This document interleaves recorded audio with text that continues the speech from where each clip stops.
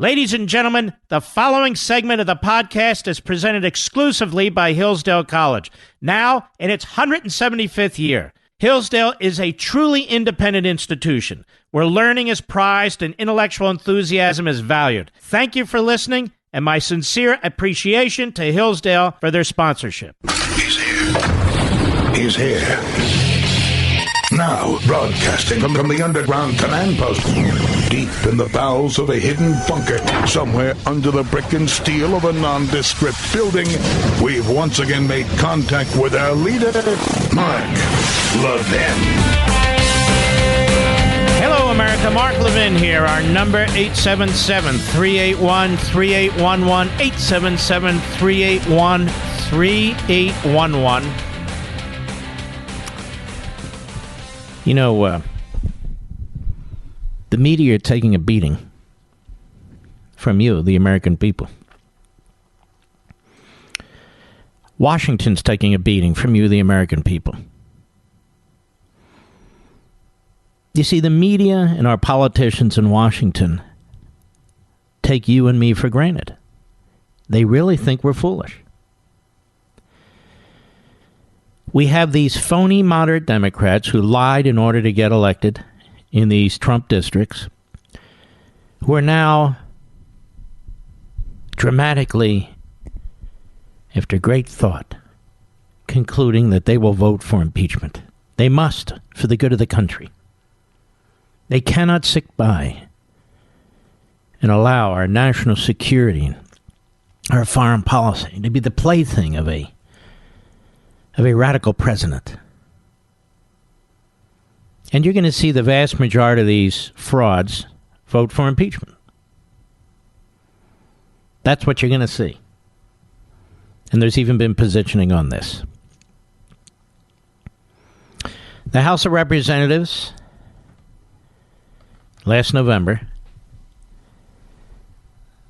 and then later in January, when they were sworn in, was taken over by the Democrats. And they immediately moved. They planned up to that point and immediately moved for this moment. Scores and scores of subpoenas covering everything imaginable against the president, his family, his businesses, his staff, his former staffers. Now, I'm going to tell you something. Just to underscore a point we've talked about before.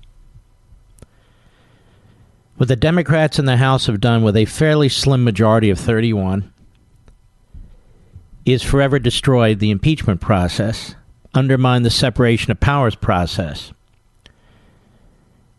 and will forever divide this country in ways that we've never seen before. Perhaps the Civil War and the 1960s riots.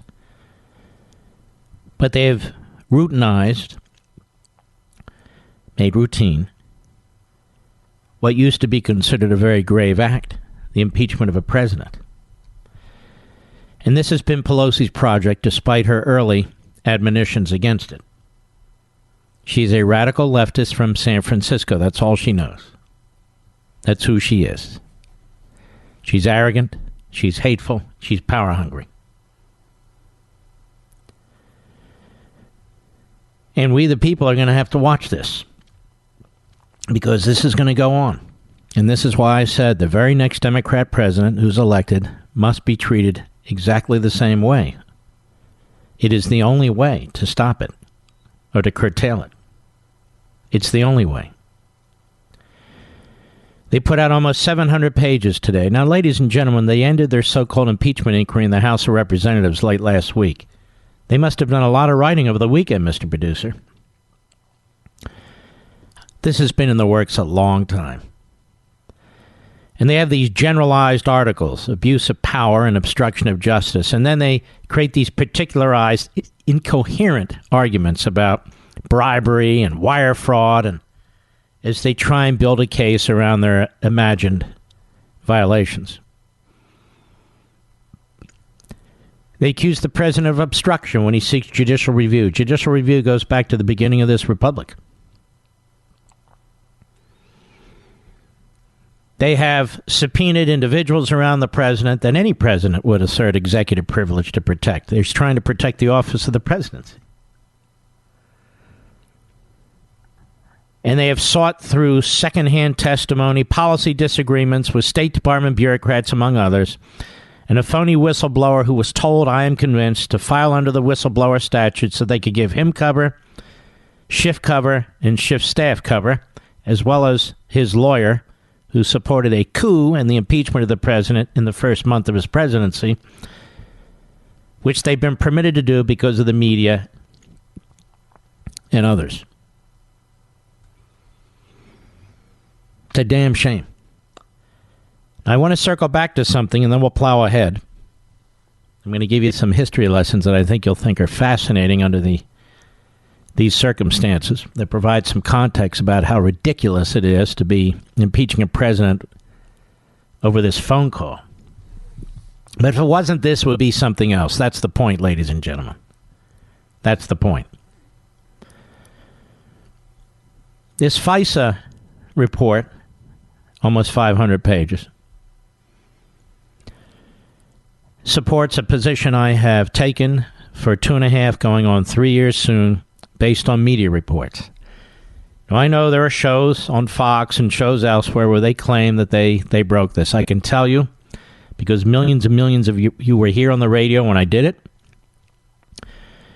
that it was very early in March when I pulled all these news articles together, 2017, and laid out the case that the media were laying out, because the media were serving as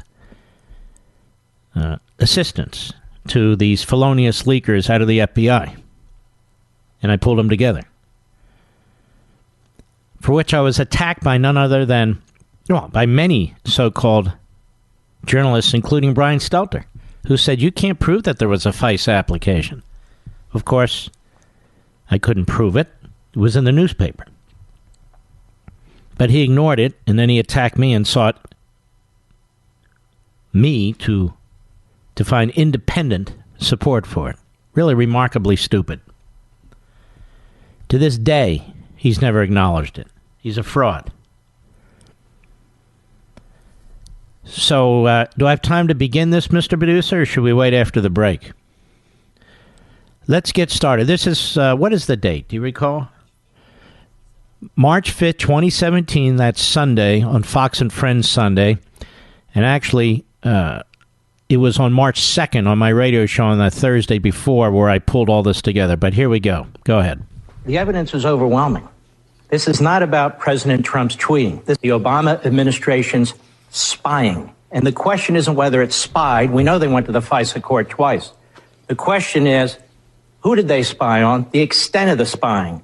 That is, the Trump campaign, the Trump transition, Trump surrogates. And I want to walk you through this, the American people. Exhibit 1. This is all public. Head Street. 2 separate sources with links to the counterintelligence community have confirmed that the FBI sought and was granted a Foreign Intelligence Surveillance Act court. This is spying. In October, giving counterintelligence permission to examine the activity of, quote, U.S. persons in Donald Trump's campaign with ties to Russia. Let me go on. This isn't me. They say the first FISA request, sources say, named Trump, was denied back in June, denied by the court. Mm-hmm. But the second was drawn more narrowly and was granted in October after evidence was presented of a server possibly related to the Trump campaign and its alleged links to 2 banks. Now, sources suggest that a FISA warrant was granted to look at the full content of emails and other related documents that may concern U.S. persons. Now, I know people are hung up with Trump's word wiretapping. Well, how'd they get access to this server information? Does it really matter if it was wiretapping, electronic surveillance, or whatever it was? Exhibit 2, The Guardian, a well-known right-wing British paper. Here it is, quote, The Guardian has learned the FBI applied for a warrant from the Foreign Intelligence Surveillance Court over the summer in order to monitor 4 members of the Trump team suspected of irregular contacts with Russian officials. Keep in mind, this is during a presidential election. The sitting president, the incumbent party, is now investigating the presidential candidate of the Republican Party and his campaign to some extent. The FISA court turned down the application, asking FBI counterintelligence investigators to narrow its focus. According to one report, the FBI was finally granted a warrant in October. Exhibit 3, McClatchy, another well-known right-wing newspaper. Here they have the agency's headline, FBI, 5 other agencies, 5 other Obama administration agencies probe possible covert Kremlin aid to Trump. The FBI and 5 other law enforcement and intelligence agencies have collaborated for months in an investigation into Russian attempts to influence the November election, including whether money from Kremlin covertly aided presidential-elect Donald Trump.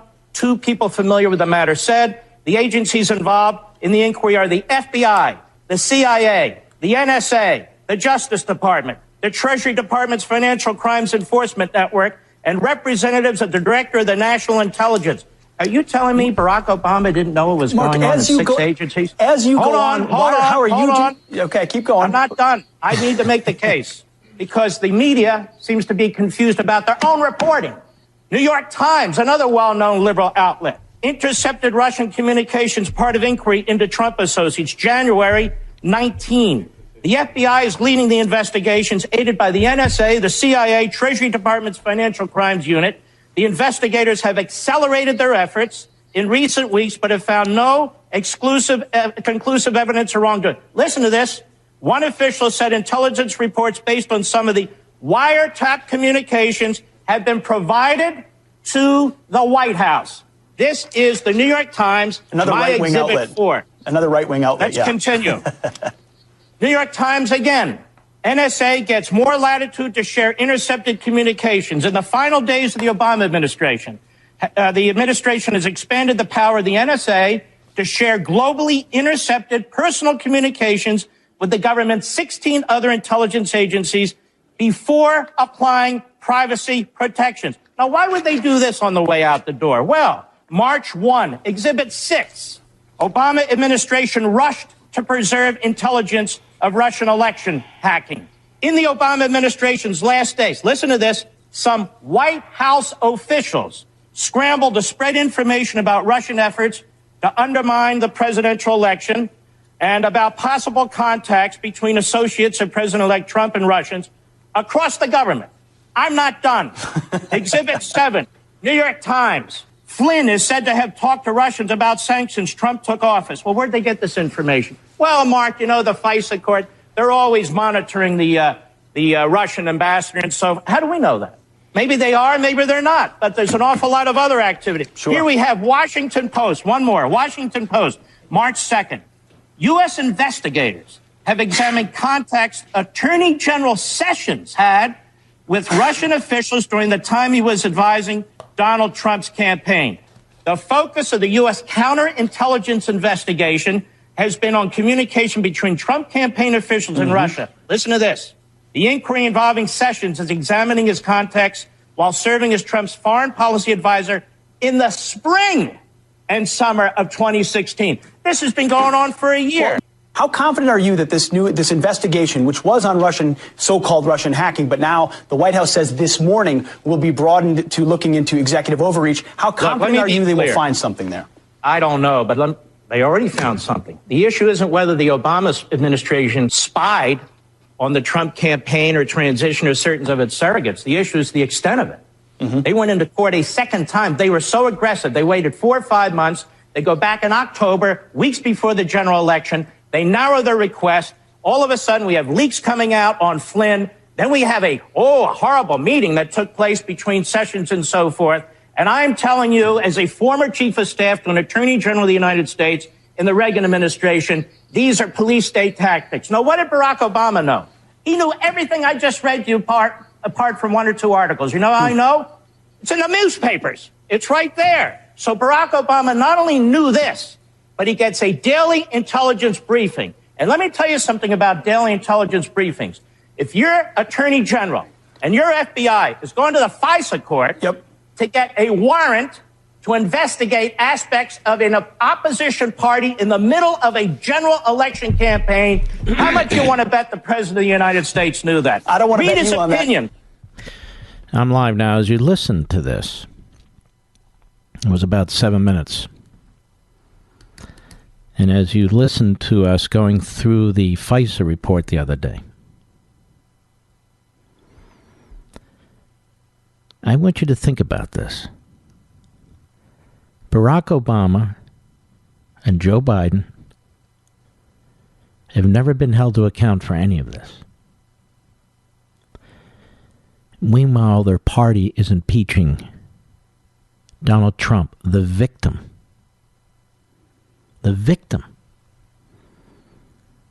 of the Hillary Clinton campaign, the DNC, and the Obama and Biden administrations.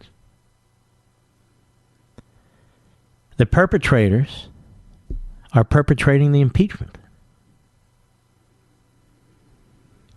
The perpetrators are covering up what they did with this massive investigation of Russia collusion, but we never investigated the Obama administration. We never investigated the Hillary Clinton campaign. We never investigated the DNC. All we investigated was the victim, Trump, who they're planning on impeaching this week. And they unleashed a special counsel. Schumer and the others put great pressure on the Justice Department, and they appointed a special counsel in violation of Department of Justice regulations. And it went on forever. And it came up empty. More when I return. Mark Levin.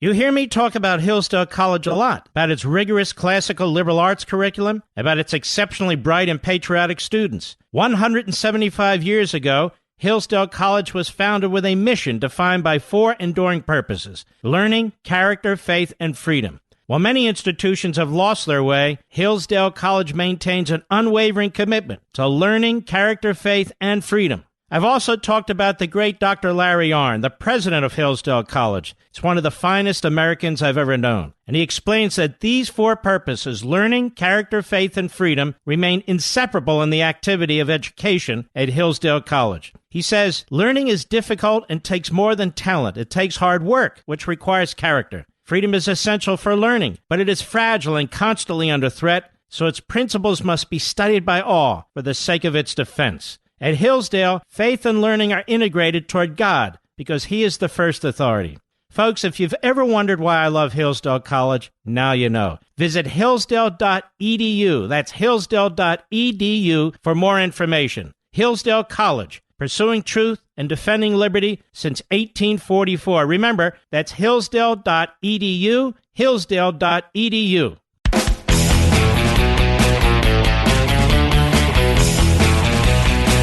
So my 7 or 8 minutes or whatever it was, even longer, on Fox and Friends that Sunday, on March 5th, 2017, was based solely on published newspaper articles. And so I pulled them together. And they were based clearly on leaks that were coming out of the Federal Bureau of Investigation, probably out of the CIA, as well as the White House. And the media distanced itself from the media. The New York Times basically denying its own reporting. Because, ladies and gentlemen, I put it to them. They thought they were going to destroy the president, and they would look at these leaks, and they wait a minute. These leaks about FISA and all the rest tell me that the Trump administration, the Trump campaign, and later, I guess, the administration, were spied on. You must be a right-wing nut. I got a lot more when we return. All 3 hours. Very, very important today. I hope you'll stick with me. I'll be right back. Liberty and learning. In a healthy democracy, these two things are mutually supportive. In America today, however, that bond is broken. To help repair the breach, Hillsdale College has launched the Van Andel Graduate School of Government in the nation's capital. And unlike other graduate programs, Hillsdale teaches politics as a human activity oriented toward justice. A series of choices, guided in the best case by right principles, but made in ever-changing circumstances that require prudence to achieve the best attainable results. Hillsdale's curriculum combines the careful reading of primary sources and serious historical inquiry. Students learn how to apply the principles of free government and advance the cause of constitutionalism in the context of ever-changing circumstances. Hillsdale's new Van Andel School of Government is a program unlike any other in Washington, D.C. Hillsdale College, pursuing truth and defending liberty since 1844. Learn more at levinforhillsdale.com. That's Levin for Hillsdale.com. America's most powerful conservative voice. The Mark Levin Show. Dial in now. 877-381-3811. Having gone schizophrenic over their reporting about the FBI's surveillance of the Trump campaign and the Trump transition and the Trump presidency, the only thing the media knew how to do was to lash out.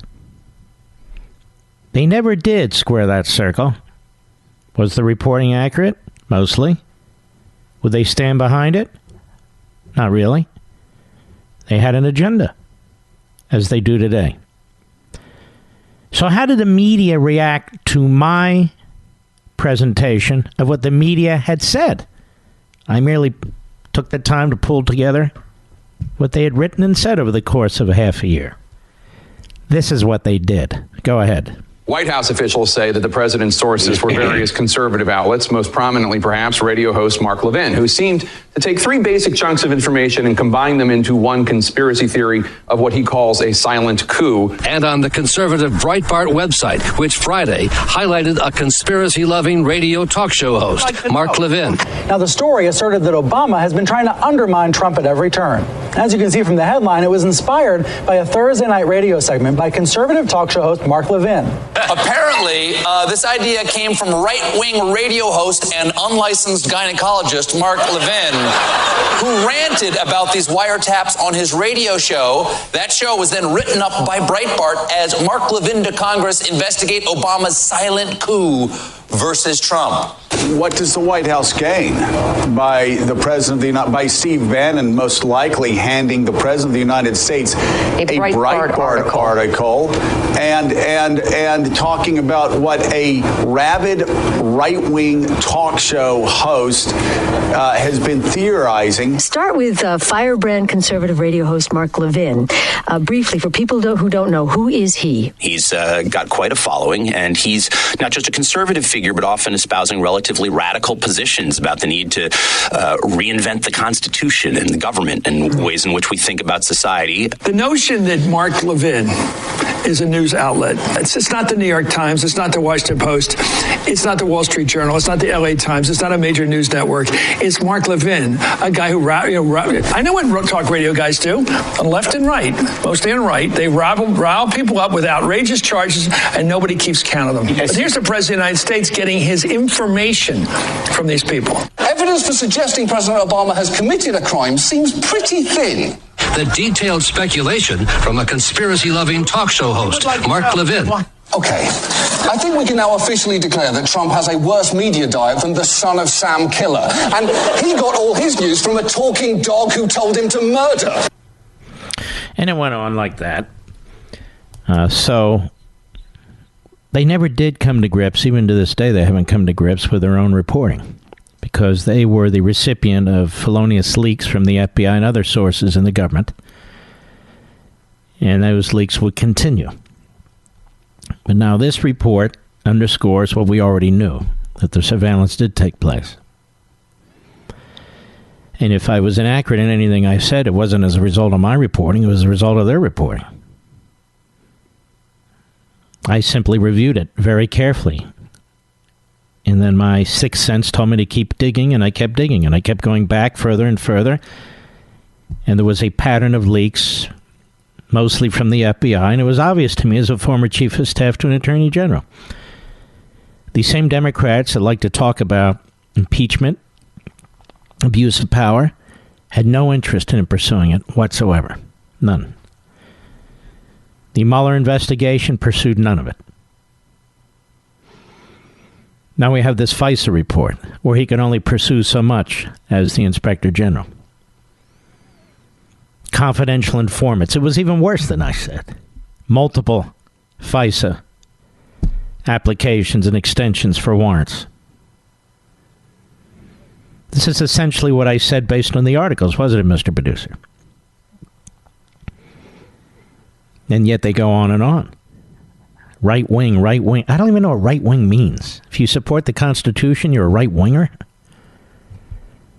No, I don't think so. So the matter will still soon move to the Senate.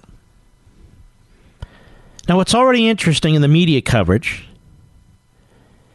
is that Chuck Schumer's getting more media time trying to create the narrative and position what's taking place in the Senate than Mitch McConnell and the Republicans. He's in the minority. The majority in the House had far more media time than the minority in the House because they were driving the agenda. Chuck Schumer can't drive the agenda unless 4 Republicans are peeled off. And yet Chuck Schumer is now saying what he demands, what he wants, and the media are regurgitating this. Did they regurgitate what Devin Nunes said he needed and wanted? Or Jim Jordan, what he needed and wanted? And down the list, of course not. So this is the way it works in this country with our media. And it's taking its toll on the media.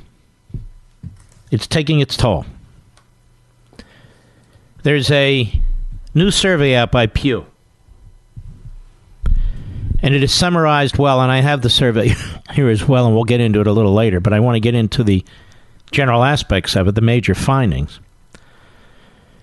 In a piece that was in the Washington Examiner by Stephen Denon yesterday, missteps, selective coverage drive Trump supporters into full revolt against the press.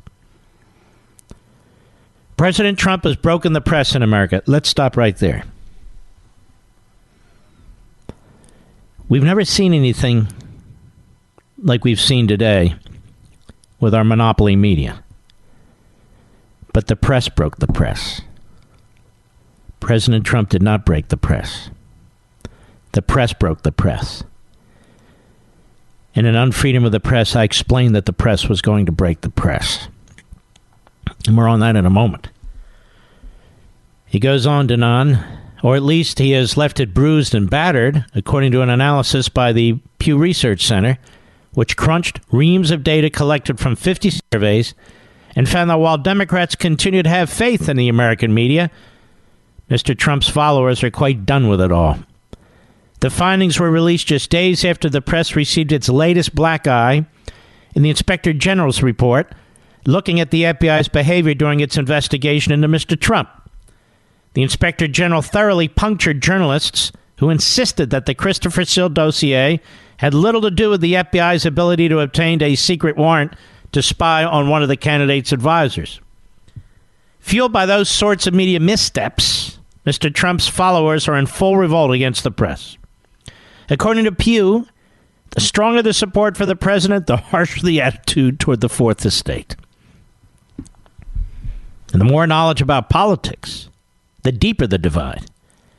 A staggering 91% of politically woke Democrats say journalists are acting in the best interests of the public. Only 16% of politically astute Republicans say the same thing, Pew found. Republicans who strongly approve of the job Trump is doing are far more pessimistic in their evaluations of the news media than other Republicans, and Democrats who are most disapproving of Trump's performance are often more supportive of the news media than Democrats who disapprove less strongly, the research has concluded. The one area of agreement, neither side thinks the press deals fairly with perspectives, that is, all perspectives of the news. The last 4 years show the press is fundamentally broken, said Curtis Houck, managing editor at Newsbusters. Mr. Houck said CNN did spend additional time on the Republican hearing, but that was on its own. Reporters and pundits who focus on the Inspector General's finding. Let's see here. According to Pew, they found that just 20% of Republicans think journalists have high ethical standards. Only 30% believe the press acts in the best interests of the public. Self-identified Democrats, meanwhile, were far more forgiving. 76% saying the press acts for the public and 64% believing in the high ethical standards. Even Democrats are skeptical of fairness in the press. Just 37% said news organizations deal fairly with all sides. Among Republicans, only 12%. The more Republicans support Trump, the less likely they are to see journalists as fair and credible. Christina Bellatoni, who as a reporter covered Washington for years, including the Washington Times, and who's now director of the Annenberg Media Center at the University of Southern California, said the tension between the press and the president has exposed fault lines. She said, I don't think Trump is to blame for the state of how people feel about the media, and I agree with that. And I'll prove it in a moment. He exemplifies what the media gets wrong, and people are craving a more informed conversation. And she said reporters compound the situation by taking to platforms such as Twitter, where they supplement the reporting with unfiltered thoughts and snark, including about the president. The press has to earn back the trust, she said, and until it does, I think those Pew numbers will go down. People see there's a sense one side is rooting for another. And the dossier by Steele, a former British intelligence officer, has been a major fault line, breathlessly reported in the weeks before the 2017 presidential inauguration. Lurid stories of Mr. Trump cavorting with prostitutes in a Moscow hotel room have now been deemed ridiculous at best and Russian disinformation at worst. After the Inspector General announced findings that the FBI misused the Steele dossier, his office took a victory lap, that is Grassley's.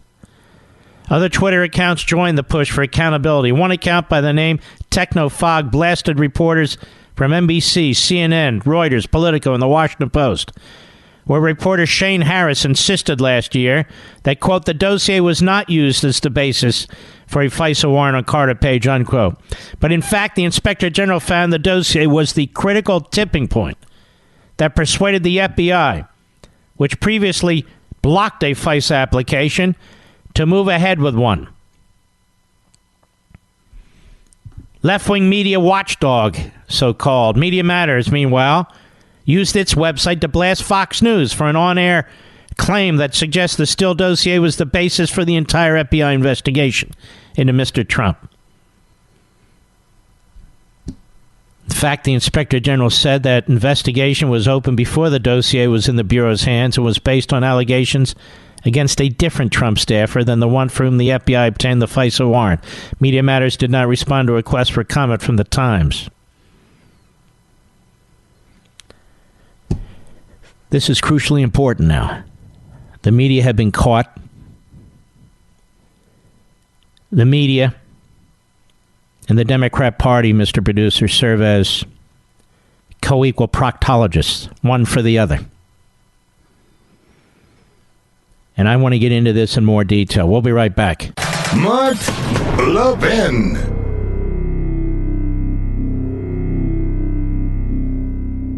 Since its founding in 1844, Hillsdale College has provided students with sound learning of the kind essential to preserving our civil and religious liberty. Now, I want to tell you about Imprimis, the free monthly speech digest of Hillsdale College. Imprimis is dedicated to educating citizens and promoting civil and religious liberty by covering important cultural, economic, political, and educational issues. First published in 1972, Imprimis is one of America's most widely read publications in support of liberty, with more subscribers, 3.9 million, than the Wall Street Journal and the New York Times. And recent Imprimis publications have addressed issues like free speech, the regulation of big tech, mental illness, and the American medical insurance system. And because America's founding principles are so important, Hillsdale offers Imprimis absolutely free of charge to anyone who requests it. That's right, you can subscribe to Imprimis for free.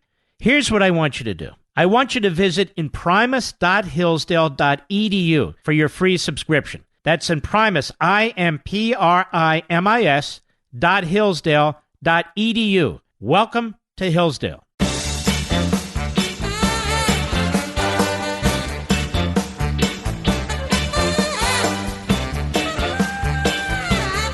Now, at the top of the next hour, I want to begin the process of dismantling what the media are doing today, what they've been doing for the last several years, pre-Trump and now currently. By the way, have you been to a Barnes & Noble lately, Mr. Producer? It's like a temple to Michelle Obama. Her book is everywhere. And then they have some of Barack Obama's books. No, if you want to find unfreedom of the press, you got to search. They even have Howard Stern's book all over the place. But the number one political book of the year, the number one conservative book of the year, the number one book on the press of the year, you got to search and find it, which is why a lot of people go to Amazon. But I want to spend some time on this, folks, because people highlight, look at this Pew Research, look at this, look at this. A free press is our institution. It doesn't belong to these corporations. Just because people show up on TV, the Jake Tappers, the Don Lemons, the Cuomos, Brian Stelters, and all the rest of them. They may be on TV, they may be paid by these corporations, but a free press belongs to we the people.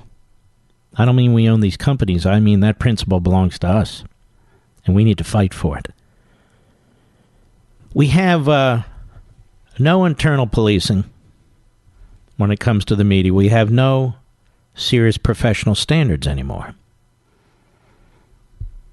People in the media, so-called journalists, they just announced that they're journalists and that whatever they say, they are free to say. It's a statement of fact in that regard. But that's not what journalism is. They consider themselves a profession, and that's the point. They're really not a profession. If they ever were, they're not anymore. When you have half the country that detests you, something is wrong. And it predates Donald Trump. When you have 90% of the news coverage from major media outlets in the first 100 days of the Trump presidency negative, something's wrong. When you have the media pushing conspiracy theories about Russia collusion and denying actual facts, which includes Ukrainian interference in our election as well as Russian interference in our election, by rejecting the facts of Ukrainian investigation, interference in our election as ruled by a Ukrainian court even, in order to protect the Democrat Party and their narrative, you have a problem. When all we get, pretty much from the coverage now of this so-called impeachment, is the press praying along with this system as if it's legitimate, when it's illegitimate and unconstitutional, rather than placing a check on an out-of-control Democrat Party in Congress, we have a problem. Please stick with me. I consider this very, very important. I think you will too. We'll be right back. From the Westwood One Podcast Network.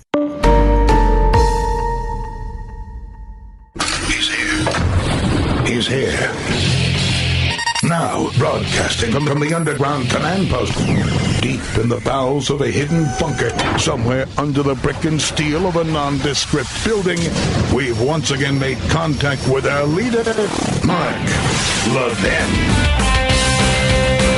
Hello, everybody. Mark Levin here. Our number, 877-381-3811, 877-381-3811. By the way, don't forget, particularly during the holidays, it's the perfect time to download my podcast. You don't have to listen to the podcast, but have it available to you anytime you want.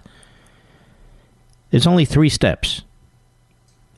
Go to marklevinshow.com. That's my mothership website, marklevinshow.com. Click on Audio Rewind. It's at the middle of the top of the homepage. That'll take you to the podcast page, and then you click and pick which platform you want, and it'll download. Stitcher, Apple Podcasts, Google Podcasts, and so forth. The way you can listen to this program if we are preempted in your local market, or let's say you don't get a signal in your local market and you can't hear us on the radio, you can listen to the podcast if you choose not to listen to satellite. It's always good to have the podcast. Always good. Because one day I may not be on radio. Who knows? You never know. You never know. And you'll want the podcast. So let's talk about this issue of Pew and the media, and they're turning on Trump. Now, I'm going to encourage you to do something. It's going to sound self-serving, I know, but I'm going to encourage you to do it anyway. I spent about a year writing on freedom of the press. I did it because I thought it was crucially important that somebody take a good look at the history of the media in this country, its evolution, good and bad, and how we got where we are today. You will not find a more readable and yet more substantive and comprehensive book on the subject ever. Not anywhere. And their tactics over the years and their transformation into a social activism machine took time, and I take you through the steps and I explain to you what's been done. And as in all my books, I use scholarship. In other words, I'm not just blurting things out there and saying they're happening. They're happening. Christmas is very close now. It's December 16th. Those of you who have not ordered your copy of Unfreedom of the Press for yourselves, for a family member, a friend, a colleague, a neighbor, and you're looking at a Christmas gift or a Hanukkah gift, please consider Unfreedom of the Press. It's 41% off on Amazon. It's well under $17 for a hard copy. There was an article the other day by a leftist, I believe it was in The Hill, or somebody, said these conservative books do so well because of bulk sales, and the New York Times puts this little cross on the book, and they're bestsellers because they become number one because of bulk sales. I can't speak for everyone else, but that's not true with me. I'll give you an example. When you do a book signing, as I do, let's say it's at the Reagan Library, they acquire several thousand copies of the book for me to sign. You purchase it from the library when you show up or in advance, and I sign them when you're in line. This happens in other places too, where people want signed books. It's not a bulk sale, and yet I treat it as a bulk sale. And so this is the way the left tries to diminish what's taken place. We have sold 500,000 copies of Unfreedom of the Press in all formats. Hard copy, which is what I personally buy when I buy books, ebooks, e-audios. It's not enough. I don't care about the New York Times list. I'm not trying to get on the New York Times list. It's not enough. We're in the middle of this impeachment, soon-to-be trial. We're being lied to constantly, each and every day. We've been lied to about Russia in collusion with the Trump campaign. We were lied to by various media analysts that Donald Trump had violated federal campaign finance laws in Manhattan. You remember that? We've been lied about what was in the Mueller report. We've been lied to. We've been lied to about Ukraine. We've been lied to throughout this impeachment process. It is very, very important that we not allow the media to define itself. They are exactly what you see, but it needs to be unraveled. And that is the point of Unfreedom of the Press. At the very beginning of the book, I say this, and I want you to think about this as we watch what's going on right now, as you watch a cable channel right now, as you read about or the New York Times or Washington Post right now. More than 70 years ago, there was a serious self-examination of the media. The Commission on Freedom of the Press, also known as the Hitchens Commission, was organized in 1942, 77 years ago, by Time and Life magazine publisher Henry Luce to explore whether freedom of the press was in danger and the proper function of the media in a modern democracy. Its report was issued in 1947, 5 years later, and concluded in part that freedom of the press was indeed in danger for three basic reasons. First, and I'm quoting, the importance of the press to the people has greatly increased with the development of the press as an instrument of mass communication. At the same time, the development of the press as an instrument of mass communication has greatly decreased the proportion of the people who can express their opinions and ideas through the press. Second, The few who are able to use the machinery of the press as an instrument of mass communication have not provided a service adequate to the needs of society. Third, those who direct the machinery of the press have engaged from time to time in practices which the society condemns and which, if continued, it will inevitably undertake to regulate or control. The commission warned, and I quote, "The modern press itself is a new phenomenon. Its typical unit is the great agency of mass communication. These agencies can facilitate thought and discussion." They mean like TV stations, radio stations, newspapers, and so forth. They can stifle it. They can debase and vulgarize mankind. They can endanger the peace of the world. They can do so accidentally in a fit of absence of mind, or they can play up or down the news and its significance, foster and feel emotions, create complacent fictions and blind spots, misuse the great words and uphold empty slogans. Their scope and power are increasing every day as new instruments become available to them. And these instruments can spread lies faster and farther than our forefathers dreamed when they enshrined the freedom of the press in the First Amendment to our Constitution. Now, the commission cautioned, again I quote, "with the means of self-destruction that are now at their disposal, men must live, if they are to live at all, by self-restraint, moderation, and mutual understanding. They get their picture of one another through the press. The press can be inflammatory, sensational, and irresponsible. And if it is, it and its freedom will go down in a universal catastrophe. On the other hand, the press can do its duty by the new world that is struggling to be born. It can help create a world community by giving men everywhere knowledge of the world and of one another, by promoting comprehension and appreciation of the goals of a free society that shall embrace all men." And I ask, is this how the modern media conduct themselves? Self-restraint? Measured? Temperate? Are the media providing knowledge and insight useful to the public in a free society? Or are they obsessed with their own personal, political, and progressive predilections and peaks? Have the media earned the respect and esteem of their readers, viewers, and listeners as fair and reliable purveyors of information? Or are large numbers of the citizenry suspicious and distrustful of their reporting?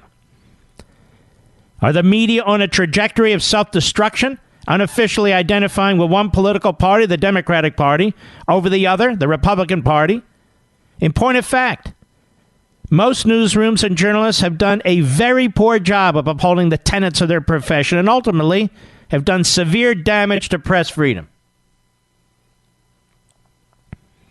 Many millions of Americans do not respect them or trust them as credible, fair-minded, and unbiased news sources. This is from May of 2019. For example, on October 12, 2018, Gallup reported, quote, "Republicans have typically placed less trust in the media than independents and especially Democrats. But the gap between Republicans and Democrats has grown." This is what Pew says today, but it was obvious before. The current 55 percentage point gap between Republicans and Democrats is among the largest to date, along with last year's 58-point gap. Democrats' trust surged last year and is now at 76%, the highest in Gallup's trend by party based on available data since 1977. Why? Because the media are trashing Trump. So the Democrats, as a group, have their highest trust of the media since 1997. Because the media are doing their dirty work. They're doing their dirty work. The Commission on Freedom of the Press had specifically emphasized that the media must pay special attention to the difference between fact and opinion. They wrote, of equal importance with reportorial accuracy are the identification of fact as fact and opinion as opinion, and their separation so far as possible. This is necessary all the way from the reporter's file up through the copy and makeup desks and editorial offices to the final published product. The distinction cannot, of course, be made absolute, they say. There's not fact without a context and no factual report which is uncolored by the opinions of the reporter. But modern conditions require greater effort than ever to make the distinction between fact and opinion. Having ignored the blaring warning of the commission, the media have knowingly commingled fact and opinion and have, in fact, regularly taken up the policies and causes of the Democratic Party. So the public's attitude toward the modern media is divided largely along ideological and party lines. And you folks need to understand that this has been a problem for a long time, but it's reached its apex. Its apex with President Trump as our president. And the media know it, and they don't care. They don't care. Why don't they care? Because what are you going to do about it? You have these massive multi-billion-dollar corporations that own these media outlets. They don't care. George Mason professor Tim Grosclose, formerly of the University of California, L.A., developed an objective social scientific method in which he calculates how the progressive political views of journalists and media outlets distort the natural views of Americans. He said it prevents us from seeing the world as it actually is. Instead, we see only a distorted version of it. It is as if we see the world through a glass that magnifies the facts that liberals want us to see and shrinks the facts that conservatives want us to see. The metaphoric glass affects not just what we see, but how we think. That is, media bias really does make us more liberal. Perhaps worst of all, media bias feeds on itself. That is, the bias makes us more liberal, which makes us less able to detect the bias, which allows the media to get away with more bias, which makes us even more liberal, and so on. Professor Grosclose continued, U.S. newsrooms are extremely one-sided. One consequence of this is what I call the first-order problem of an unbalanced newsroom. This is the simple fact that if you read a newspaper article or watch a television news clip, then almost surely it will have been written or produced by a liberal. But another consequence, which I call the second-order problem, may be worse. Two effects of the second-order problem are the minority marginalization principle, in which members of the majority group sometimes treat members of the minority group as if they don't even exist. And by the way, you hear this when they dump on you, the Trump supporter, or certain hosts on Fox or on talk radio. They dismiss you as if you don't exist, or demean you and degrade you. He goes on, and on the occasions when they do remember that the minority exists, they sometimes treat the members as if they are mildly evil or subhuman. Professor Grosclose argues that another effect is the extremism redefined principle, in which the terms mainstream and extreme take on new meaning within the group. When the group is, say, very liberal, mainstream Democratic positions begin to be considered centrist, and positions that would normally be considered extremely left-wing become commonplace. Is that not true? It sure is. And I keep talking about how the center keeps moving left, which it does. And I point out in the first chapter, survey after survey, poll after poll of journalists themselves, which make it abundantly clear what their attitudes are, politically and ideologically. And I point out in this very chapter the incestuous relationship between journalists and the Democrat Party and the administrations. Time Magazine, the LA Times, Boston Globe, the Washington Post, CBS News, NBC News, ABC News, the Chicago Tribune, New York Times, CNN, on and on, the San Francisco Chronicle, Time Magazine. It's endless. The relationships in and out of politics and the media. So ideologically, politically, and substantively. More when I return. Mark Levin.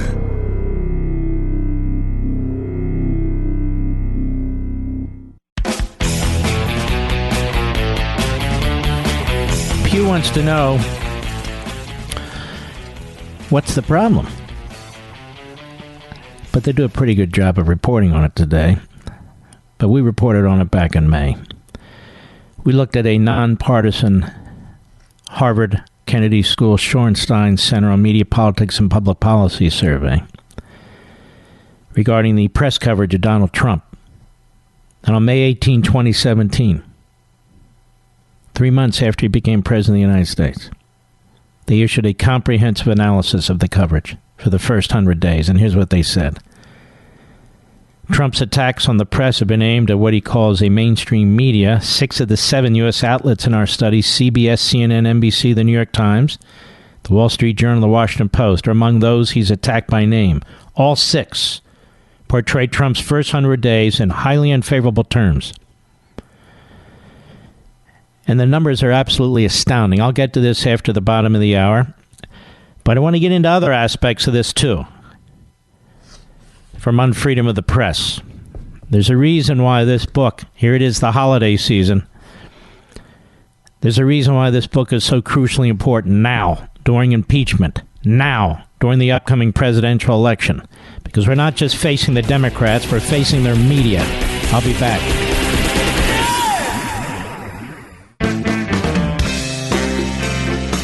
You're listening to Denali, the Great One. The Great One. And you can call in now, 877-381-3811. All right. Simply Safe. You know, break-ins spike every single year during the holidays. Because families are traveling and burglars know people have expensive gifts lying around. That's why Simply Safe is my choice for home security. Simply Safe is comprehensive, professional home security at a fair price.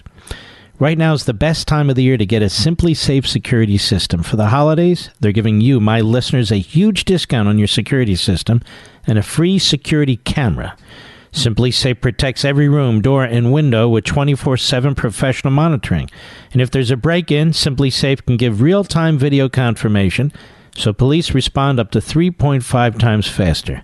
And with Simply Safe, there's no contract, hidden fees, or fine print. Prices are fair and honest, starting at just $15 a month. Go to simplysafemark.com right now to take advantage of Simply Safe's amazing holiday savings and get a free HD security camera.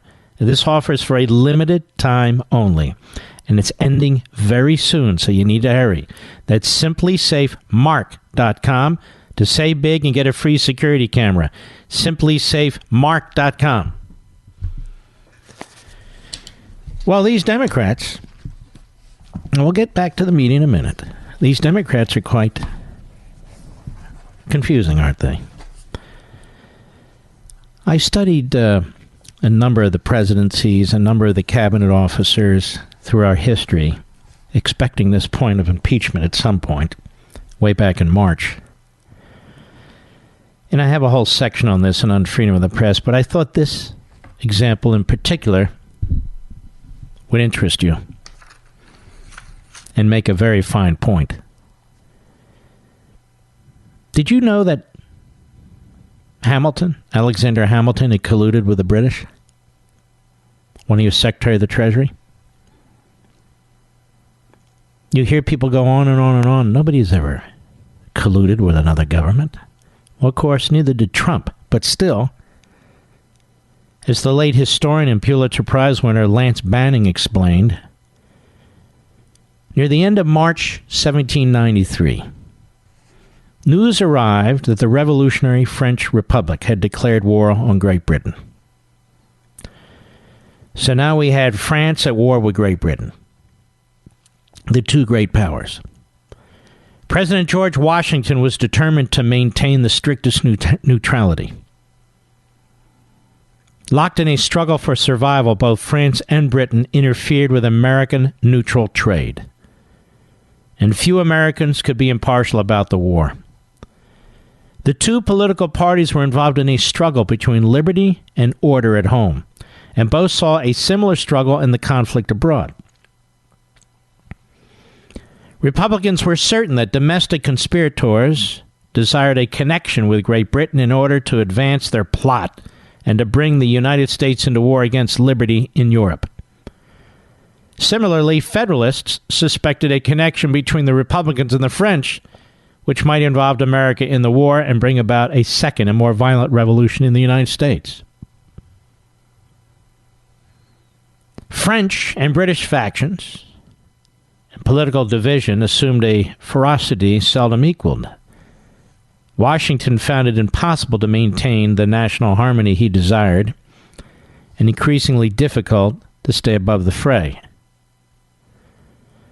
Each political party became more and more convinced that its opponents were unduly influenced by affection for a foreign power, if not by foreign money, wrote Banning. Accusations of foreign bribery have never been substantiated, at least as to high executive officers.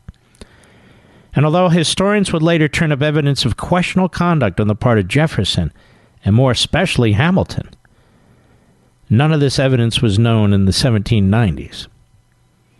Hamilton was more or less constantly involved in confidential, even clandestine communications with British agents or ministers from 1789.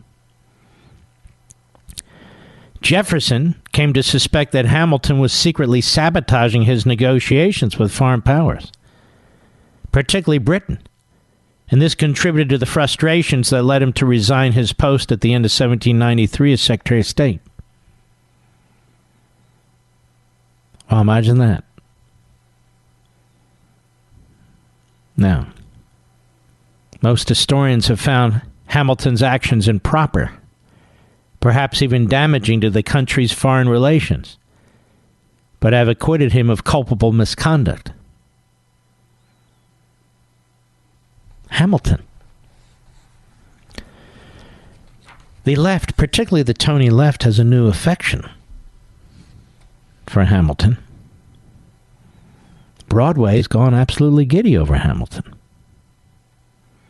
The New York Times, Ben Brantley, chief theater critic, has written multiple columns about his great hero, Hamilton. Hamilton.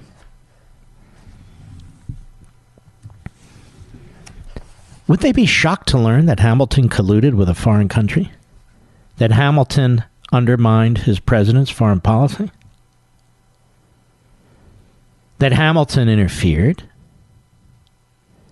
in our own policies? Wouldn't they be shocked to learn that, Mr. Producer? And then, of course, in all the reporting that's been done, again, no history and no context. No history, no context. Who was the lion of the Senate? You remember, folks?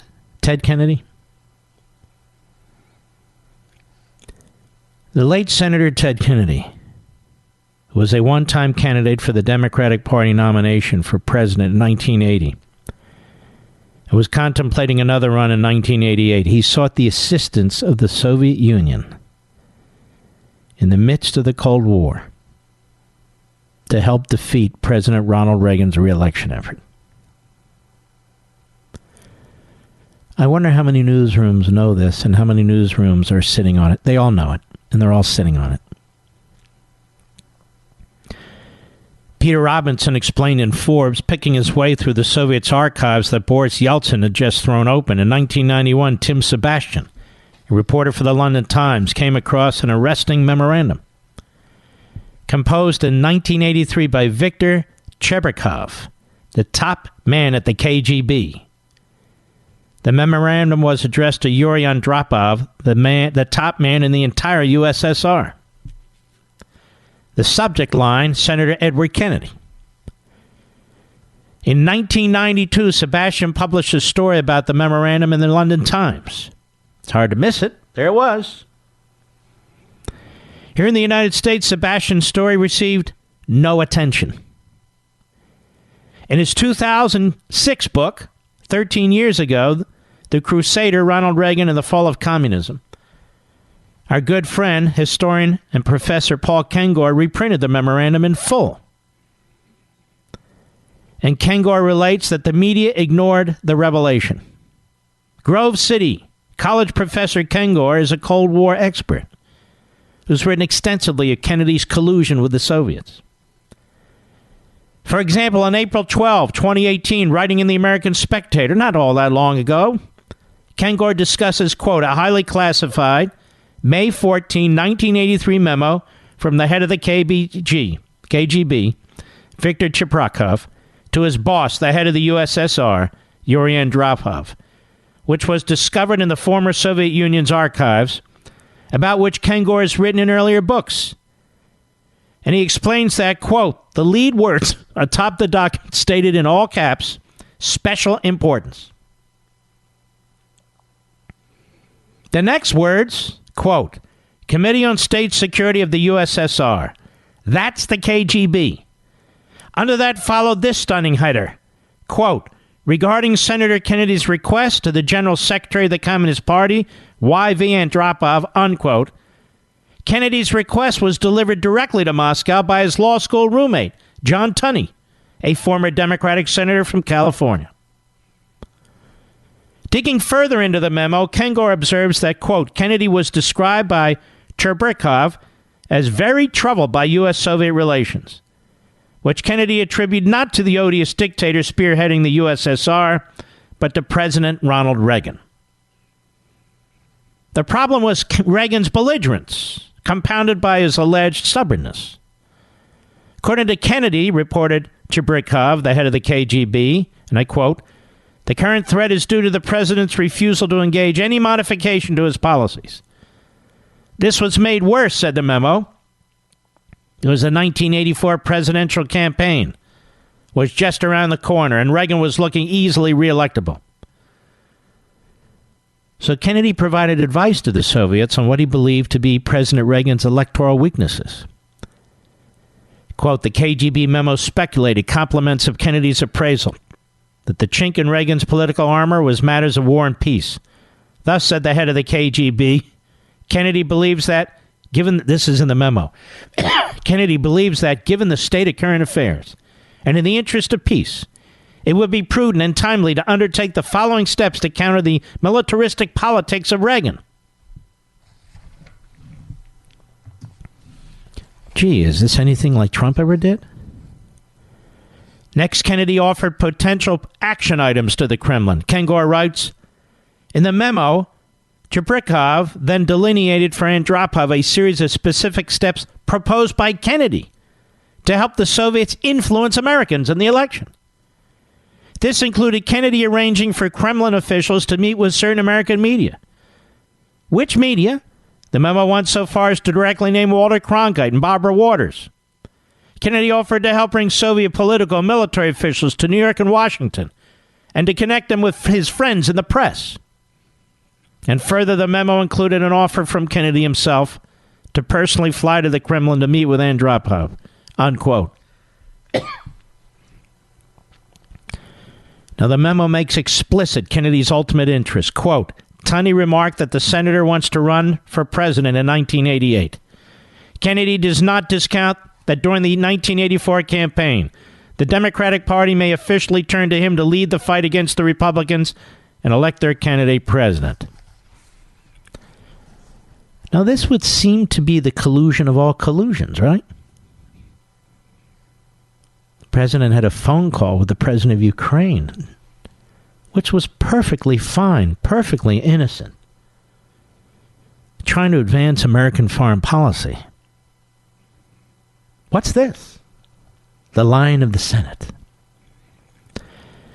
Yet despite the explosive bombshells about Kennedy's betrayal published in the London Times in 1992, and Ken Gore's revelations in his 2006 book, not a single major news outlet was interested in interviewing him or seriously covering Kennedy's actions during his lifetime.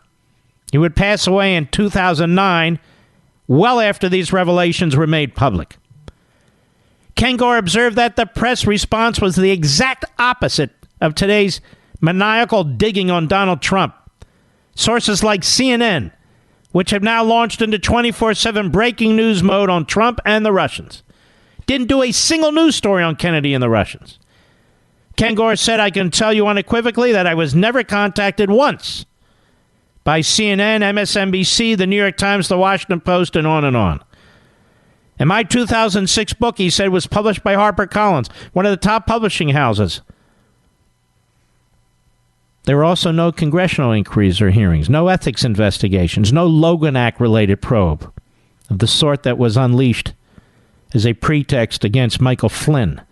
No special counsel criminal investigation. There was nothing. And the Democratic Party press was utterly uninterested.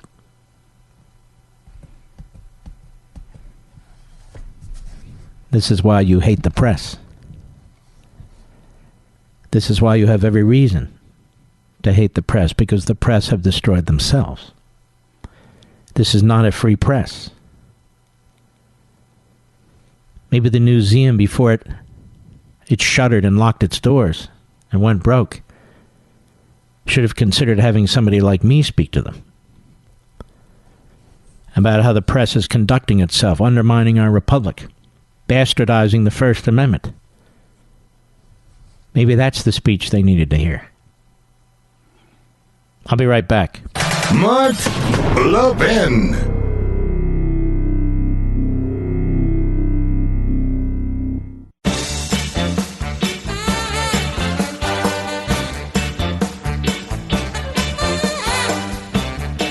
As we celebrate the Christmas and holiday season, we often pause to consider our many blessings. Hillsdale College thanks you for your loyalty as it celebrates 175 years of blessings. Since 1844, Hillsdale has held fast to its mission to provide the kind of education essential to preserving a free government. And for decades, the college has extended its educational mission on behalf of liberty through a variety of outreach programs. Perhaps you receive Primus for free every month, or have taken one of Hillsdale's excellent free online courses, or have attended one of Hillsdale's free regional events. You know of Hillsdale's refusal to take even 1 penny of federal or state money, and no government money. This independence allows the college to focus on promoting its core purposes: learning, character, faith, and freedom without government interference. At no time in our nation's history has there been a greater need for the kind of classical, liberal arts education that Hillsdale offers on its campus and nationwide. So during this season of blessings, Hillsdale thanks you for your partnership in extending its mission to the country. Merry Christmas from Hillsdale College. To learn more, visit levinforhillsdale.com. That's Levin for Hillsdale.com. levinforhillsdale.com. You know, when you look in our country and you look in Israel, two truly historic leaders are under brutal attack from the same elements. From their political opposition in the various political parties and from their media, their country's media. Donald Trump has never had a honeymoon. By that I mean the first 100 days. The Democrats have never accepted a peaceful transition of power from Obama to Trump. The Obama administration, for which Obama takes no responsibility, used federal law enforcement and federal national security to spy on, to lie to a court, to leak, and to trigger a criminal investigation of a man who decided to try and help his country by leaving his business and daring to run for office. And daring to win.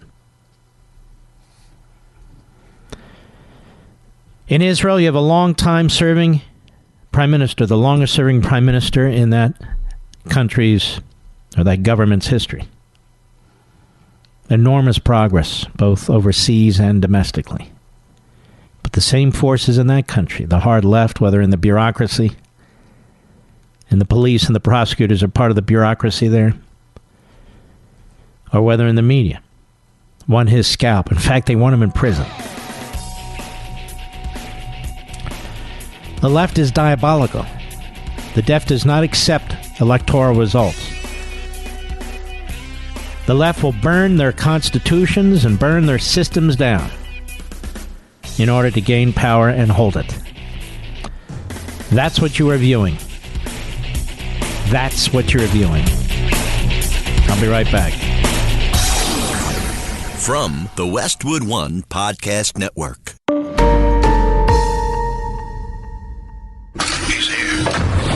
He's here.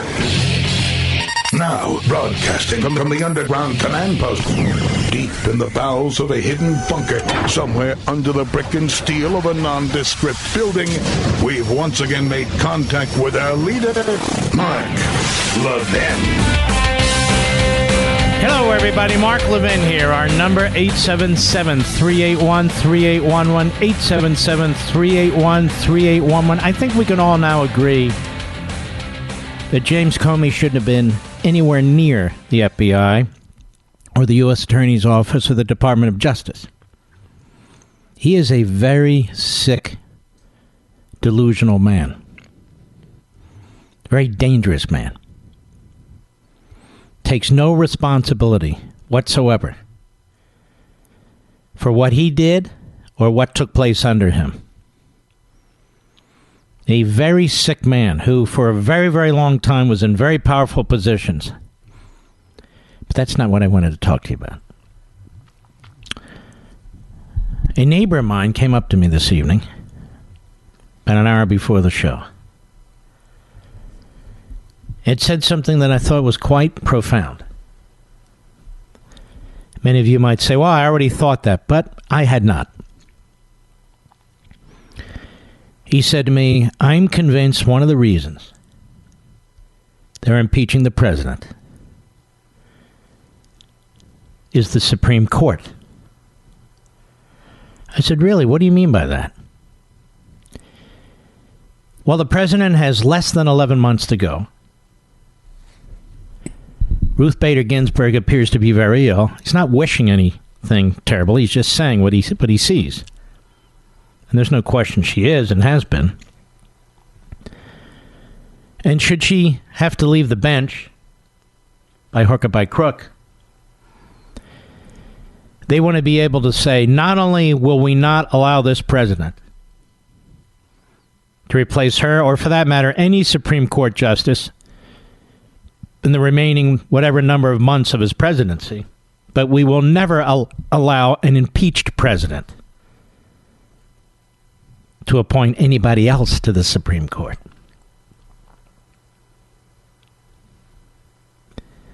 Whether he wins re-election or not. You see what he's saying, Mr. Producer? Isn't that interesting? And I'll bet he's right. I'll bet that's part of the calculation. That they want to claim that they have crippled this lawless president, that the Republicans wouldn't remove him from office, and there is no way that the Democrats will ever agree to him making another Supreme Court appointment, either in the next 11 months, or as I say, should he get reelected, and then the 4 years subsequent to his first term. And as I thought about that, I said, you're absolutely right. That's clearly one of the reasons they're trying to do this. And you can also hear them saying, now there's the mantra, that he has to be impeached and removed now. Why? Because we cannot trust him for the rest of his term, and we cannot trust him in the upcoming next election not to work with foreign governments. And should he win the next election and become president again, we can't trust him as far as the eye can see. In other words, ladies and gentlemen, they wanted to impeach Donald Trump when he was candidate Trump and before he was president. And so now what we have effectively is an ongoing impeachment strategy or an ongoing impeachment mentality. The hard left in this country, which has taken over the Democrat Party, taken over its entire body and soul and mind, the hard Marxist fundamental transformation left, is quite serious about what they're doing. This is, at least now, their apex of power. Even though they have a small minority in the House, they don't control the Senate or the presidency. And what they do when they have one of these levers of government is they use them to sabotage the others. When they controlled the Senate, but not the House, it was the filibuster rule. When they control the House and not the Senate, it's the impeachment provision. When they control the presidency and or one of the other houses or neither, they legislate out of the Oval Office with DACA and so forth. And they always have their permanent partners in the mass bureaucracy with whom they are attached at the hip. But I think my neighbor is correct that one of the reasons they're going to impeach this president is so they can say that no Democrat should ever vote in the Senate, if they don't control it or do control it, to allow him to appoint anybody else to the United States Supreme Court, period.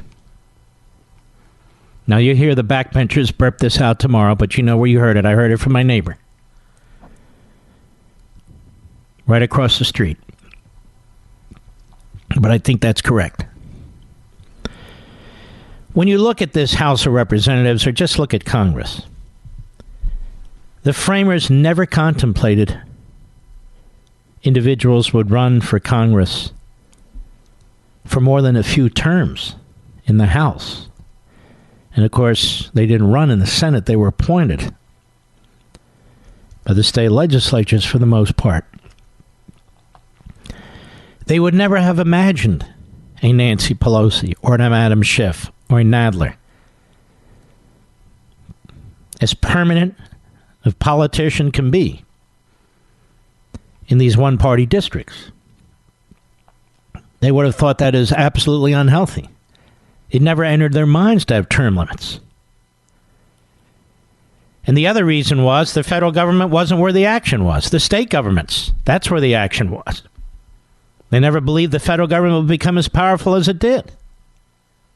So who the hell would want to serve 30, 40 years in the House? Or 30, 40 years in the Senate? But that's what's happened. On top of that, not only didn't the framers contemplate that when we talk about impeachment, they absolutely would never have supported the bastardization of the impeachment process that we see today.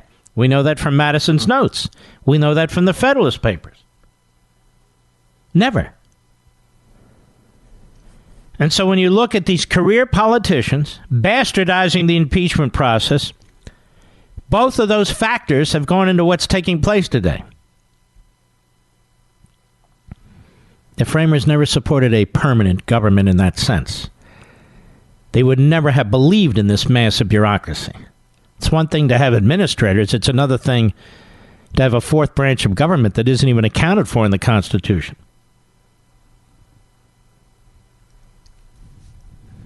I mean, Donald Trump's election went against all of it. Now, I should tell you that I am not blind to the fact that what's happening now in Congress and in the executive branch is a massive spending spree. Massive debt. You may not be aware of this, but it's taking place right now and has been taking place the last several weeks. That the Democrats are getting an awful lot of what they want in terms of spending and priorities. Federal employees paid family leave for 3 months.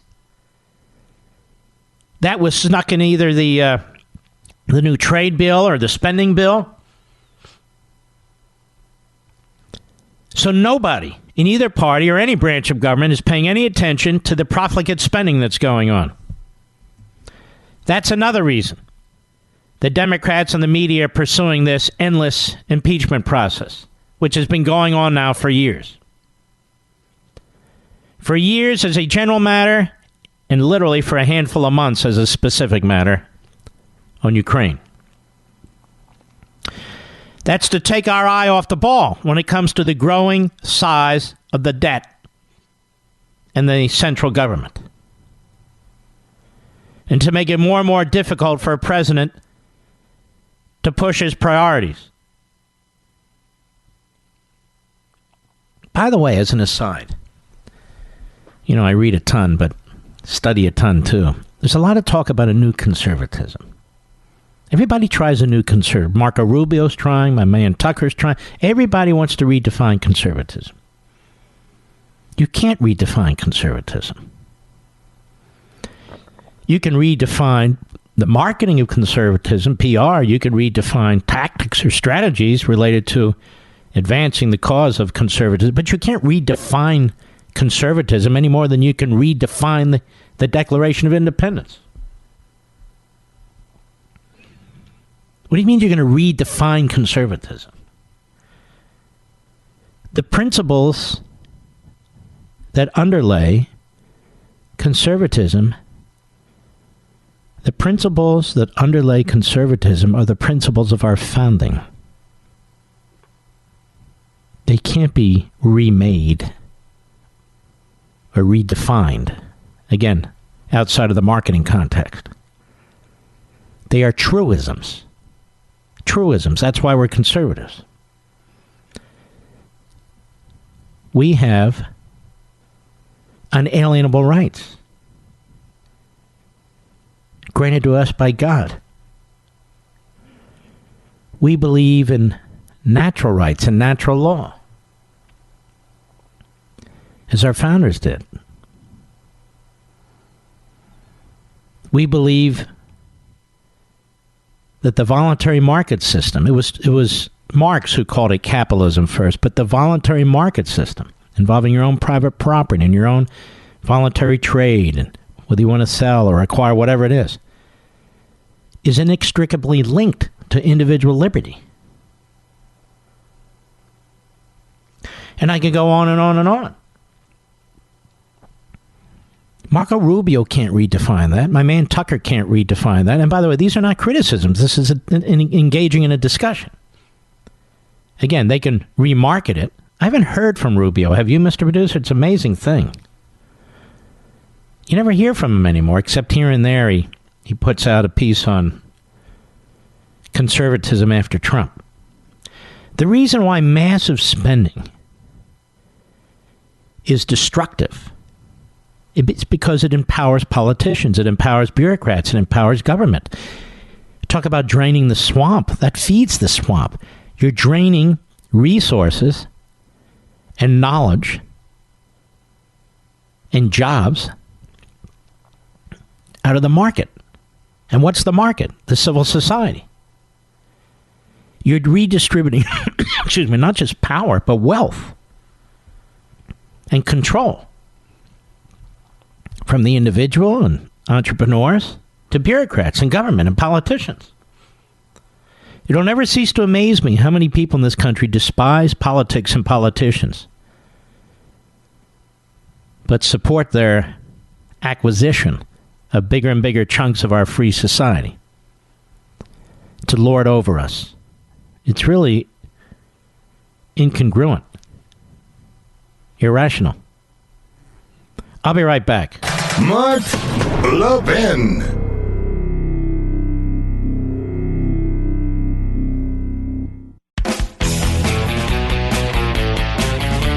CNN's Manu Raju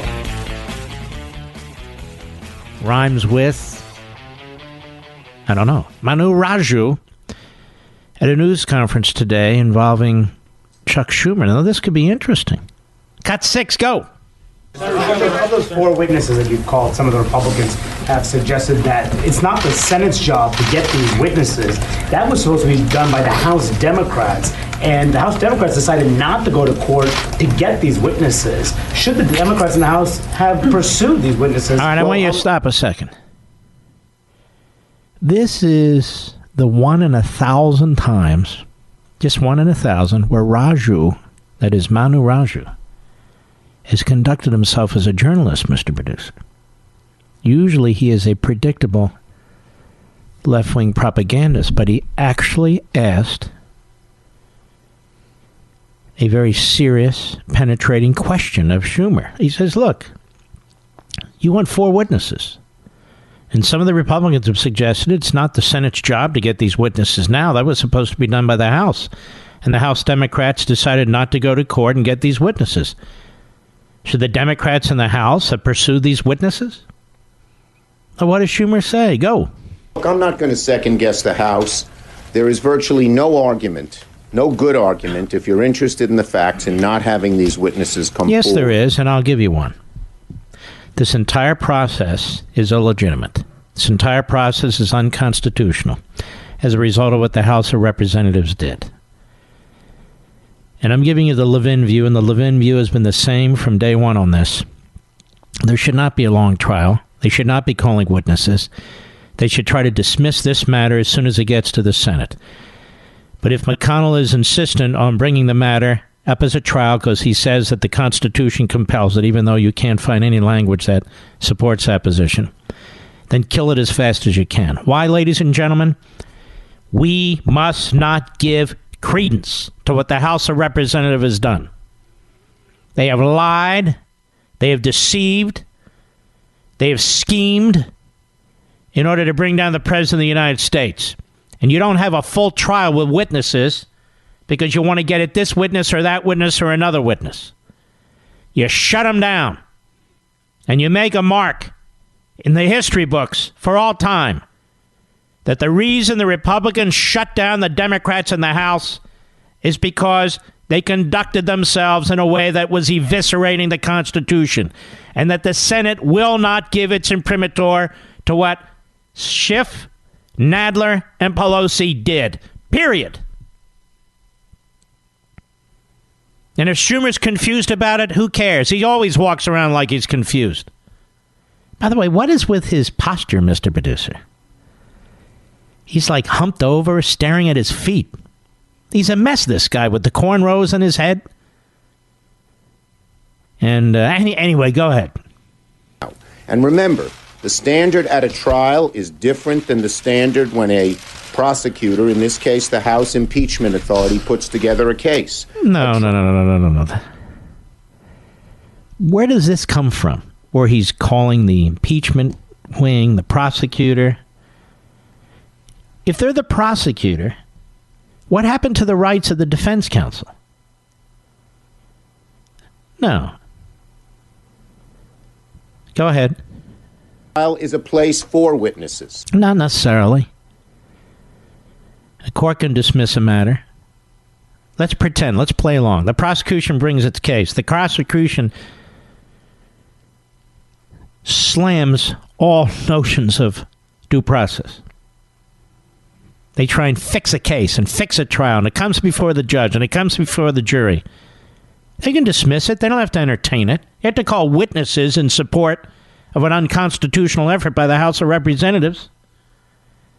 But again, in a rare, did I say rare moment, Manu Raju over at the Constipated News Network asked a serious journalistic question. Maybe he'll get some kind of prize. Not from the journalists. They'd give him a booby prize. I'll be right back.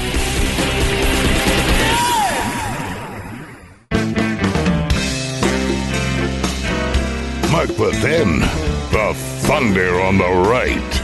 Call in now, 877-381-3811. Senator Mike Lee, how are you, sir? Doing great. Thank you so much, Mark. Well, it's a pleasure to have you back. How's the family?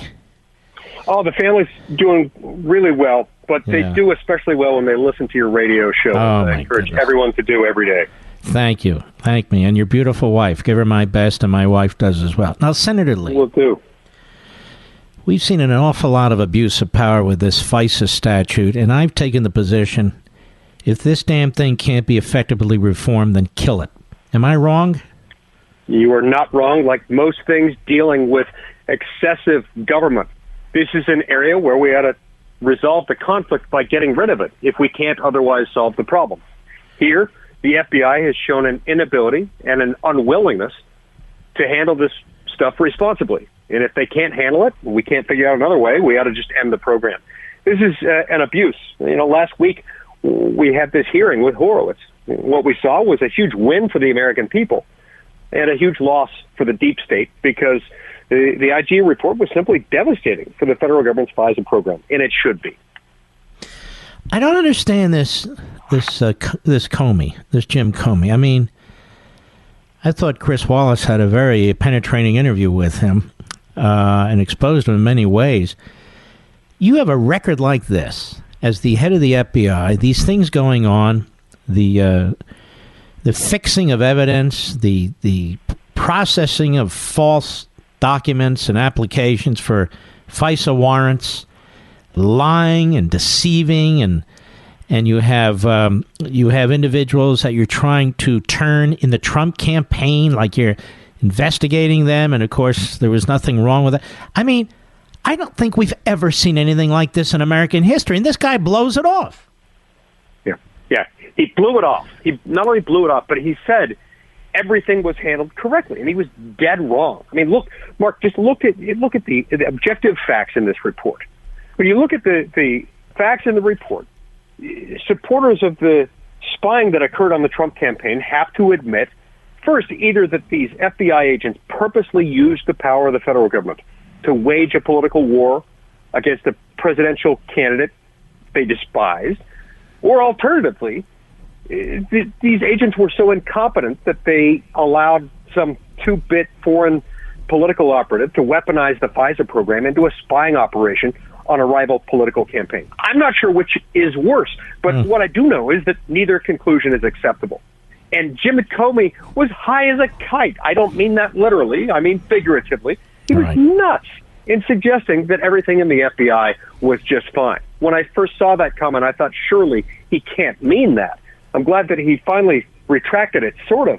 But it causes me to wonder about all kinds of conversations I had with him over the years when he told me everything within the FBI was was just fine, when we had reason to know otherwise.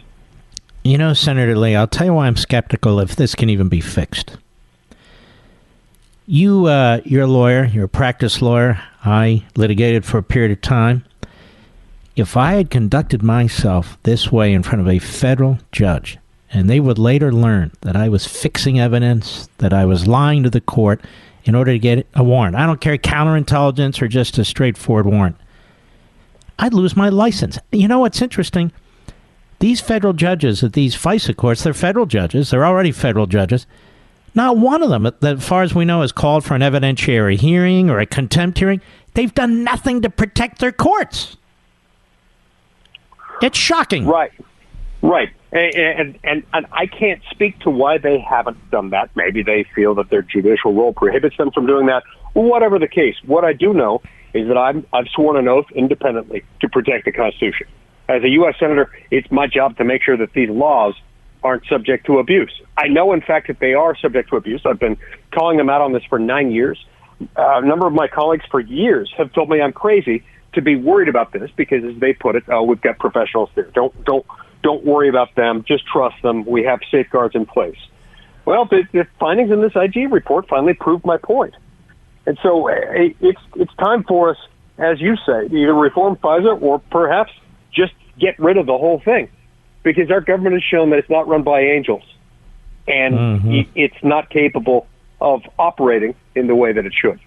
And, you know, the American people need to understand, and I think many in this audience do, there is nobody in that courtroom to represent the individual or individuals who are targeted. Nobody. And so you have to rely on the virtuousness of the people who are presenting the information. There's a long sign-off list, including the FBI director and typically the Deputy Attorney General of the United States. They now have told us they don't even read this stuff. Yep. And I'm concerned, Senator, the judges aren't reading this stuff because they're rubber stamping them. I hear 98, 99% of them go through. I've never heard 98 or 99% of anything going through.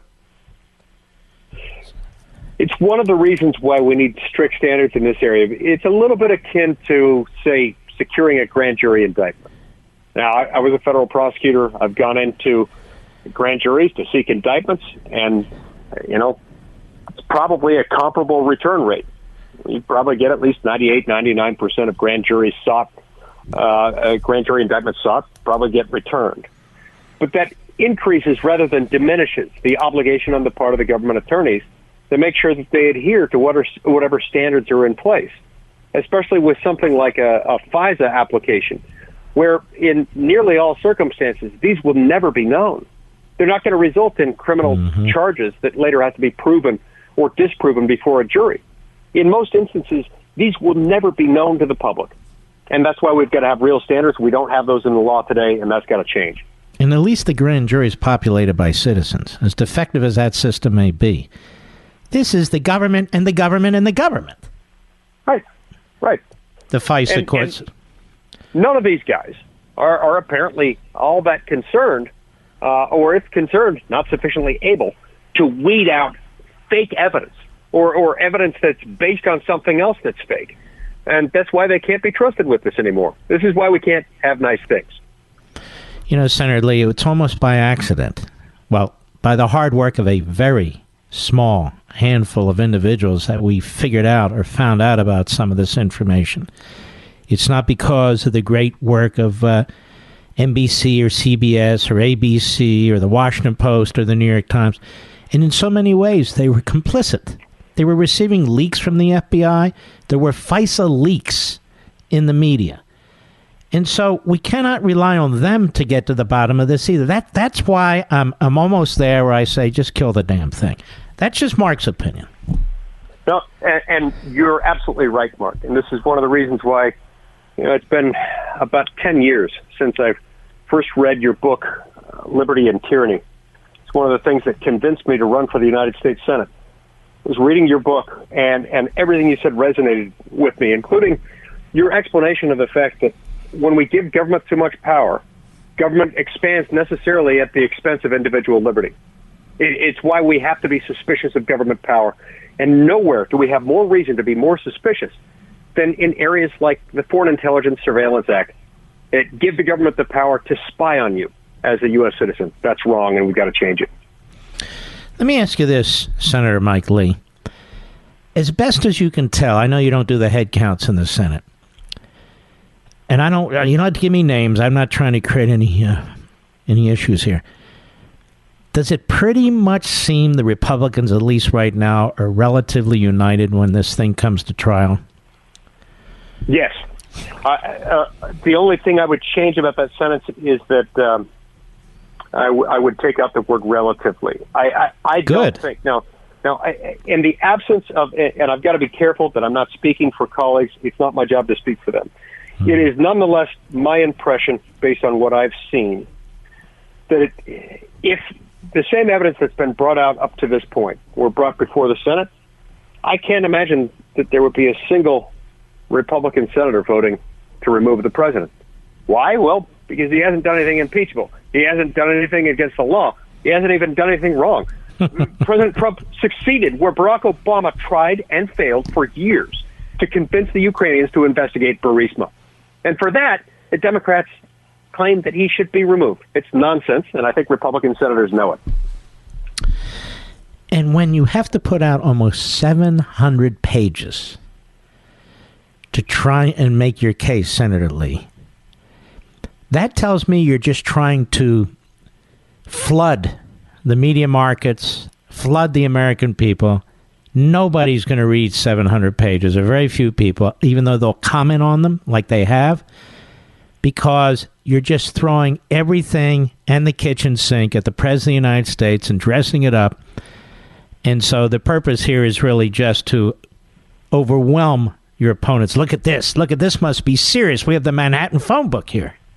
What's your take on that? Yeah, no, that's exactly right. My late father, as you know, was also Rex a lawyer. Lee was a tremendous man. Yep. And he used to say that when you're making an argument in court, you need to try to narrow down the points you make. Ideally to no more than 3. You never want to go north of 5, but you ought to try to capsulize your arguments into 3 points. And if you've got to the point where it takes you 700 pages to explain something that should be intuitive, like the impeachment of a president, odds are pretty good that your case is just a really bad one and that you shouldn't be doing this in the first place. That's certainly what's going on here. You know, it was interesting, Senator, that Chuck Schumer gave a short list of 4 witnesses he'd like to hear from, and not one of them was the so-called whistleblower. Isn't that amazing? Yeah, stunning. I mean, when the entire basis of this investigation, of this impeachment, rests on the accusations that came forward from one person, we really do have good reason not just to be curious, but to need to know about the provenance, about the origin of that complaint. And yet Chuck Schumer apparently doesn't see the need to hear from him, just like Adam Schiff and Nancy Pelosi didn't. That's curious. That's damning. That's a reason why we can know with relative certainty that this whole thing is trumped up. It's a ridiculous set of accusations against our president. I want to have you back through the course of this trial, Senator. You're a wonderful voice out there. I don't know why. Where have I been, Rich? Why didn't we have the senator on before? I'll tell you why. I don't have a lot of senators on. I'll be perfectly honest with you. But you're different. For the most part. All right. Thank you. And take care of yourself. Take care. All right. God bless. Oh, wait a minute. Yes, you're right about that, Rich. And I shall get to it. Everybody, here it is. Home title. You've heard of Deborah. Deborah's home was stolen. How do you steal a home? I'm about to tell you. I don't mean thieves picked it up and put it in a truck and stole it. I mean scammers literally stole her home. The FBI calls home title theft one of the fastest growing white-collar crimes. This story is why you need Home Title Lock. Deborah says criminals found the title to her home online and filed fraudulent documents claiming they owned it. And it gets worse. She said she was evicted from her home and $85,000 in equity gone, stolen. Nobody believes you can get your home stolen this easily. You're still obligated to pay that loan.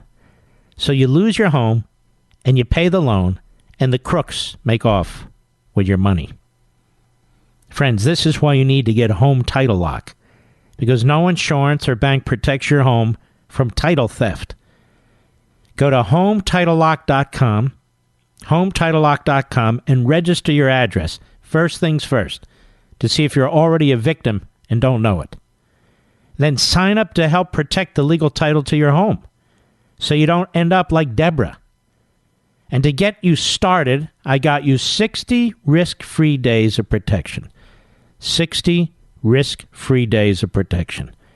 Go to HomeTitleLock.com, HomeTitleLock.com.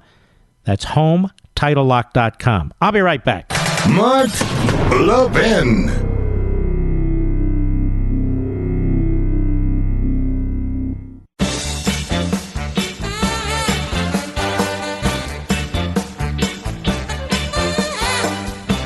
You know, this season, Omaha Steaks is sharing an amazing limited-time offer with my listeners, and there's still time to place your order for the holidays. Go to omahasteaks.com and enter the code Levin, Levin, in the search bar to order the favorite gift package. The gift all of your friends and family will love for only $69.99. Order now and you'll get 4 6-ounce bacon-wrapped filet mignons, the most tender steak in the world, 4 savory premium pork chops, 4 Omaha Steaks burgers, 4 perfectly brown potatoes au gratin, 4 made-from-scratch caramel apple tartlets. Man, I'm starving. An Obama Steak signature seasoning packet, plus only for you, my listeners, a free 6-piece cutlery set and cutting board. Omaha Steaks are the most tender, the most flavorful, and you can only get steaks of this quality from Omaha Steaks, America's original butcher. Just go to omahasteaks.com, type in Levin, Levin, in the search bar. Don't wait. If you want to take advantage of this offer and get your gift there before the holidays are over, order the favorite gift packages today. omahasteaks.com, type in Levin, Levin. So Elisa Slotnick is one of the liars from one of these districts that elected Trump, promising to be a different kind of congressperson. I guess we call them now Congress X's. And she turns out to be the usual left-wing hack, voted for Pelosi to be the speaker, voted for a so-called impeachment inquiry, and now she says she's going to vote to impeach. All of these phony moderates were never moderates. They were never moderates. They were moderates in drag. They are liberals and moderates in drag. And here's what happened today at her town hall meeting. Hat tip, right scoop, cut 20, go. A whole other group of folks came out around the time of the Mueller testimony, and I did not think that the events of that or the actions of that time were worthy of an impeachment inquiry, and I didn't because I thought we needed to let the election of 2020 decide what was going to happen in our country. But that changed for me on the very basic facts that the President of the United States came out and his lawyer came out and said very specifically that they had reached out to a foreign power and asked him for information on a political rival. She's a fool and a fraud. She didn't ask him for information on a political rival. What the president did was ask about Hunter Biden, public information about his crookedness, and Joe Biden, and asked that they consider looking into it with the assistance of the Attorney General. And what she doesn't mention, of course, is that the Democrats Democrats in and out of government, pushed for a special counsel who actually went to 13 countries looking for dirt on the President of the United States in his campaign and came up empty. So she's looking for an excuse. She's now become a Pelosi lapdog, and she needs to be defeated. So I would strongly encourage Mr. Producer, let's put together the list of these people and the districts they're in when you get a chance. We could, yeah. And we'll point them all out to you, to the whole country, because they need to be punished politically. They are liars who deceive their constituents, and they need to go home and stay home. We salute our armed forces, police officers, firefighters, and emergency personnel. And we are going to have, we the Levinites, surges in every one of these damn districts. Thank you, folks. I'll see you tomorrow. Good to be back. God bless you. From the Westwood One Podcast Network.